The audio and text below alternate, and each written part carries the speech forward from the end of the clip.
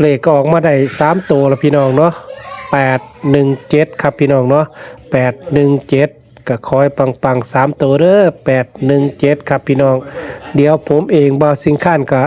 สิเขียนใส่กระดาษให้ FC เบิ่งอีกเทื่อนึงเนาะเขียนใส่กระดาษแกะให้ FC เรียบร้อยเนาะ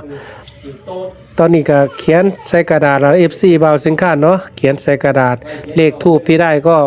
817ครับพี่น้องเนาะ2ตัวก็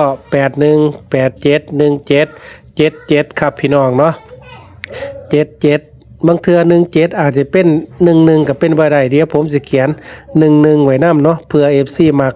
โต11กับ77นั่นแล้วแต่ FC เนาะถ้า FC มักก็จัดไปเนาะ11กับ